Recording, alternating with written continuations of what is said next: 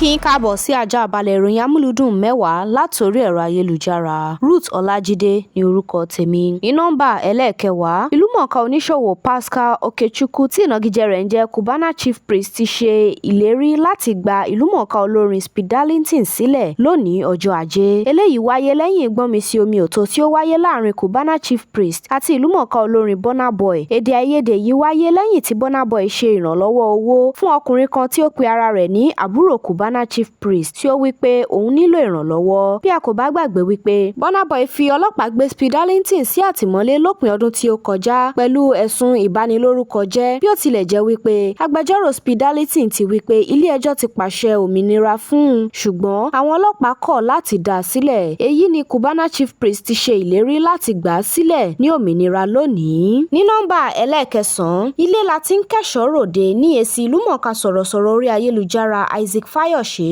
fún ìlúmọ̀ọ́ká oníṣòwò Pascal Okechukwu tí ìnagijẹ rẹ̀ ń jẹ́ Cubana Chiefpriest lẹ́yìn tí ó wí pé òun kò jẹ ẹnikẹ́ni ní ohunkóhun. Gbólóhùn yìí wáyé látàrí awuyewuye ọ̀rọ̀ tí ó bẹ́ sílẹ̀ lẹ́yìn tí ọkùnrin kan tí ó pe ara rẹ̀ ní àbúrò Cubana Chiefpriest gba ẹ̀bùn owó láti ọ̀dọ̀ ìlúmọ̀ọ́ká olórin Burna Boy. Èyí ni Isaac Fayose ti wí pé ẹbí tí o bá dúró tì ni yóò dúró tì ọ́ lásìkò ìpọ́njú. Ó tẹ̀síwájú láti tọ́ka sí àwọn ìlúmọ̀ọ́ká tí ó gbé ọ̀rọ̀ ẹbí sí orí tí wọ́n sì mú ní òkúnkúndùn. Ọ̀rọ̀ yìí ni àwọn ènìyàn ti ń fi èròǹgbà wọn hàn sí lórí ayélujára títí di àsìkò yìí. Charity, you see Burna Boy, they carry him mama, him sister, everybody buy them house, give them car. You see Wizkid, where he just bought his sister house, car.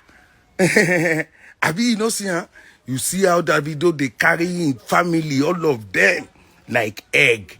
You can sit down there, money in water, but your family, they suffer. Ní nọ́mbà ẹlẹ́ẹ̀kẹjọ, ìlúmọ̀ọ́ká sọ̀rọ̀sọ̀rọ̀ orí ayélujára tí ó pe ara rẹ̀ ní oníṣègùn ìtọ́jú Blessing Okoro tí a mọ̀ sí Blessing CEO ni ó ti sọ̀rọ̀ lórí ọ̀rọ̀ ìfẹ́ rẹ̀ pẹ̀lú ìlúmọ̀ọ́ká oníṣòwò Ikechukwu Ogbonna tí a mọ̀ sí IVD. Blessing CEO wípé kò sí ohun tí ó burú nínú wípé ọ̀rọ̀ ìfẹ́ wà láàrin òun àti oníbàárà òun, nítorí ohunkóhun ni ó lè ṣẹlẹ̀ lẹ́yìn iṣẹ́, bí ó tilẹ̀ jẹ́ wípé ọ̀pọ̀ gbàgbọ́ pé kò tọ̀nà láti ní wọléwọ̀de ọ̀rọ̀ ìfẹ́ pẹ̀lú oníbàárà tí ó wá sí ọ̀dọ̀ rẹ̀ fún ìtọ́jú lẹ́yìn ikú ìyàwó rẹ̀ tí ó ní kọ́lọ́fín nínú ní ọdún 2022. Blessing CEO wípé iṣẹ́ ni ó kọ́kọ́ dá àwọn pọ̀ nítorí òun rí wípé irọ́ ni gbogbo nǹkan tí àwọn oníròyìn ń kọ nípa rẹ̀ lásìkò náà tí òun sì pinnu láti ràn án lọ́wọ́. Ọ̀rọ̀ yìí ni àwọn ènìyàn ti ń fi èròǹgbà wọn hàn sí lórí ayélujára bí wọ́n ti pàpà ń takò wípé kò tọ̀nà láti fẹ́ oníbàárà rẹ̀. Ní nọ́mbà ẹlẹ́ẹ̀keje, ìlúmọ̀ọ́ká adẹ́rìn-pòṣónú Ọ̀tágbáre Otas tí ìnagijẹ rẹ̀ ń jẹ́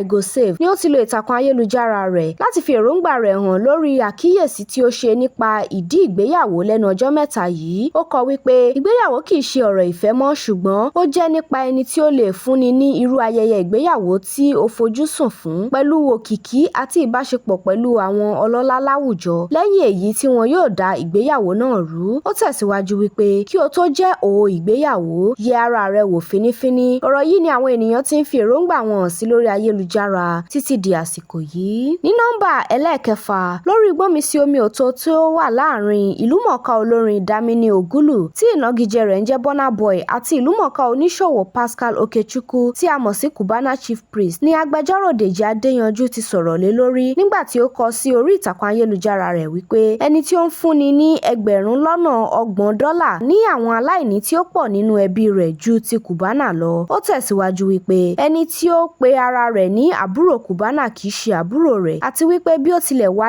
jẹ́ àbúrò rẹ̀ náà kò pọn dandan láti fún un ní owó, pàápàá jùlọ tí ó ti lo ìtàkùn ayélujára láti pe orúkọ rẹ̀ síta. Ìbí kò ju ìbí, kí olúkúlùkù ṣiṣẹ́ fún owó rẹ̀. Ọ̀rọ̀ yìí ni àwọn ènìyàn ti ń fi èròǹgbà wọn hàn sí lórí ayélujára títí di àsìkò yìí. Ní nọ́mbà ẹlẹ́ẹ̀karùn-ún, ìlúmọ̀ọ́ká òṣèré àti wòlíì Báyégún Olúwatóyìn tí a mọ̀ sí wòlíì àrólé ni ó ti lo ìtàkùn ayélujára rẹ̀ láti kéde ikú bàbá rẹ̀ lánàá òde òní nígbà tí ó fi àwòrán òun pẹ̀lú bàbá náà sí orí ayélujára tí ó sì kọ wípé ó wu Olúwa láti gba bàbá òun sí ọ̀dọ̀ lásìkò yìí tí òun sì ṣe ìfẹ́ Olúwa láti kéde ikú bàbá náà tí ó jẹ́ akọni àti àwòkọ́ṣe òun. Ó tẹ̀síwájú wípé inú òun dùn láti wà pẹ̀lú bàbá náà títí ó fi mí ìmí ìkẹyìn tí ó jẹ́ ìrántí ayọ̀ àti àdúrà. Ó ní kí bàbá sùn re. Ọ̀rọ̀ yìí ni àwọn ènìyàn ti ń bá dárò ikú bàbá rẹ̀ lórí ayélujára títí di àsìkò yìí. Ní nọ́mbà ẹlẹ́ẹ̀kẹrin, ìlúmọ̀ọ́ká òṣèrébìnrin Bùkúnmi Olúwaṣínà ti lo ìtàkùn ayélujára rẹ̀ láti fi orin rẹ̀ tuntun tí ó pe àkọlé rẹ̀ ní Orí ṣe àdúrà ìbẹ̀rẹ̀ ọdún tuntun fún àwọn olólùfẹ́ rẹ̀. Ó ṣe àdúrà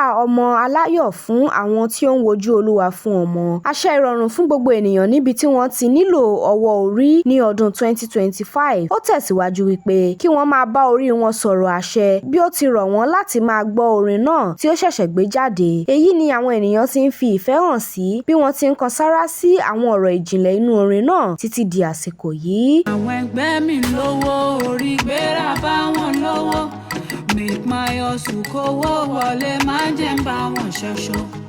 Ọmọlẹ́gbẹ́ mi bí wìtís tèmi máa jó nira. Ní nọ́mbà ẹlẹ́ẹ̀kẹta, ìlúmọ̀ọ́ká òṣèrékùnrin Lateef Adédìméjì ti lo ìtàkùn ayélujára rẹ̀ láti tún kí àwọn olólùfẹ́ rẹ̀ kú ojúlọ́nà apá kejì sinimá rẹ̀ tí ó pè ní Lísàbí tí ó ń bọ̀ lọ́nà ní ọjọ́ 10 oṣù tí a wà yìí. Ó tẹ̀síwájú láti dúpẹ́ fún àtìlẹ́yìn ìgbà gbogbo àwọn olólùfẹ́ rẹ̀. Bákan náà ni ó sọ̀rọ̀ lòdì sí ayédèrú sinimá náà tí ó sì rọ àwọn olólùfẹ́ rẹ̀ láti gba ọ̀nà tí ó tọ́ wo sinimá ọ̀hún nítorí ọ̀nà kan tí wọ́n lè gbà ran òun lọ́wọ́ nìyẹn láti má jẹ gbèsè nítorí ọ̀pọ̀lọpọ̀ owó ni òun fi ṣe àgbéjáde rẹ̀ tí wíwo ayédèrú rẹ̀ kò lè ṣe òun láǹfààní kankan. Èyí ni àwọn olólùfẹ́ rẹ̀ ti ń fi ìfẹ́ hàn sí ìkéde ojúlọ́nà sinimá náà. Lísàbí January 10 ló máa bọ́ sórí Netflix ìṣọ́rọ̀ mi yẹn tipítipí tí bá fẹ́ bá ẹ lọ́wọ́ lórí Telegram kò bóyá ó mọ̀ owó lọ́mọ yẹn ná ó náwó ó nára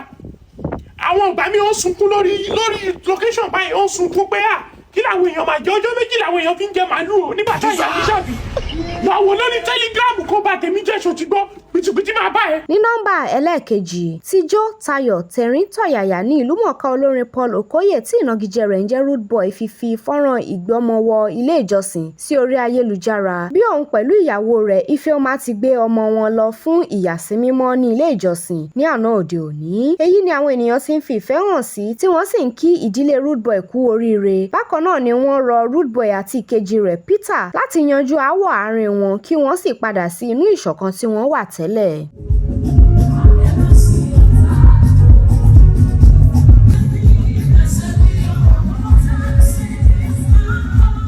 Ní nọ́mbà ẹlẹ́ẹ̀kínní, títí di àsìkò yìí ni àwọn olólùfẹ́ ìlúmọ̀ọ́ká olórin Ìdòwú Adéyẹmí tí ìnagijẹ rẹ̀ ń jẹ́ Yẹmọlí kú oríire bí òun pẹ̀lú ìyàwó rẹ̀ ti bí àkọ́bí wọn lópin ọ̀sẹ̀ tí a lò tán yìí. Ìkéde ayọ̀ ọmọ yìí tí ó jẹyọ lórí ayélujára ni àwọn gbajúmọ̀ orí ayélujára ti ń kí wọn kú ayọ̀ ọmọ. Bákan náà ni àwọn ènìyàn ti ń fi ìfẹ́ hàn sí ayọ̀ ọmọ tí wọ́n bí sí ilẹ̀ Amẹ́ríkà tí wọ́n sì ń dunnú wípé ó jẹ́ ọmọ orílẹ̀-èdè méjì àti wípé wọ́n bí ọmọ náà kí ààrẹ tuntun tó wọlé nítorí ìlérí rẹ̀ láti dẹ́kun ìwé ìgbélùú fún àwọn ọmọ àjèjì tí wọ́n bá bí sí ilẹ̀ náà.